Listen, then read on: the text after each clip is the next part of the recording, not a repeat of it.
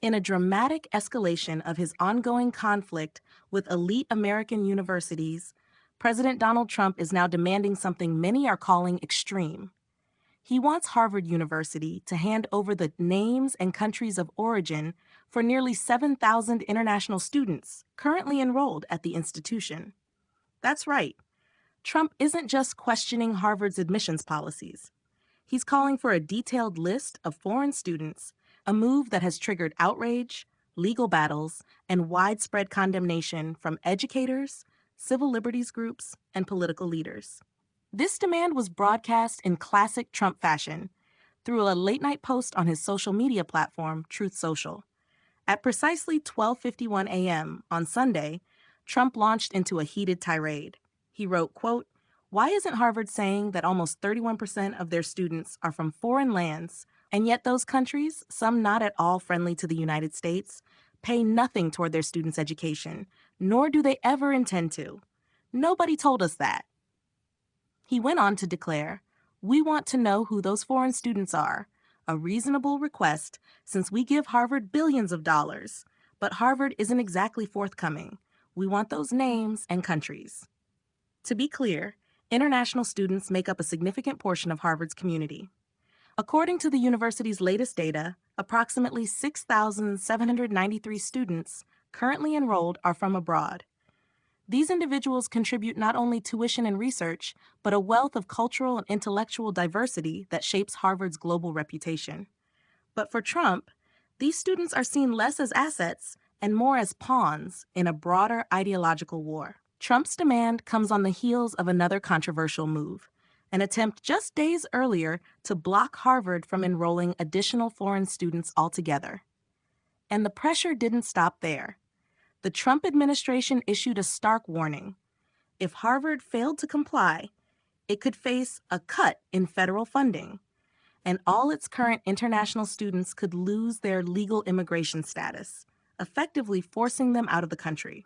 For students in the middle of degrees, research, and personal lives built in the U.S., this would have been devastating. Harvard wasted no time in pushing back. The university swiftly took legal action, challenging the administration's directive in federal court. Judge Allison Burroughs of the U.S. District Court issued a strong rebuke, granting Harvard a temporary restraining order and calling Trump's actions a blatant violation of the Constitution. Judge Burroughs emphasized that the administration's policy would cause immediate and irreparable injury to Harvard and its entire academic ecosystem. In a parallel development, another federal judge ruled against the administration's broader plan to revoke the legal status of all international students nationwide, at least while lawsuits proceed. These rulings dealt a significant blow to the administration's efforts and offered temporary relief to thousands of international scholars whose futures were left hanging in the balance. Inside Harvard, the response has been one of unity and defiance. Faculty, students, and staff have rallied to support their international peers. Harvard's Media Relations Director, Jason Newton, released a strong statement underscoring the university's commitment to its global community. "We are fully committed to maintaining Harvard's ability to host our international students and scholars," Newton said. "These individuals hail from more than 140 countries and enrich the university and this nation immeasurably. This retaliatory action threatens serious harm to the Harvard community and our country and undermines Harvard's academic and research mission." But the Trump administration isn't backing down. In fact, it's intensifying its rhetoric. The Department of Homeland Security issued a highly charged statement accusing Harvard of cultivating what it described as an unsafe campus environment.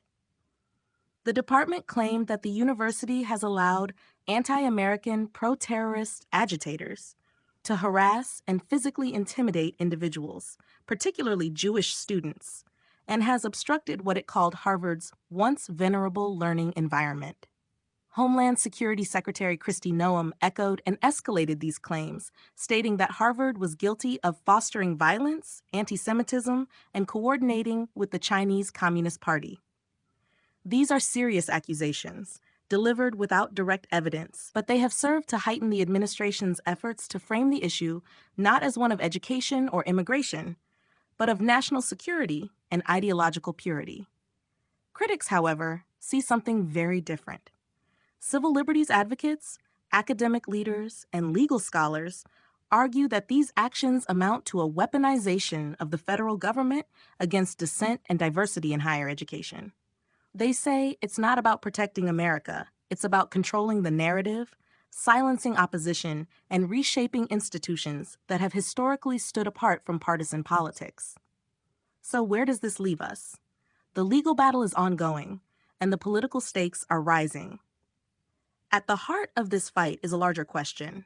Should the United States remain a destination for global talent and academic freedom, or should it retreat inward, policing its campuses based on ideology, nationality, and loyalty tests? This is no longer just about Harvard. It's about whether American universities, long considered global leaders in education and innovation, can continue to operate free from political interference. Whether students from around the world can pursue knowledge without fear of being labeled threats, and whether the principles of openness, diversity, and academic integrity can survive this wave of political pressure. One thing is certain, this isn't just a skirmish over policy.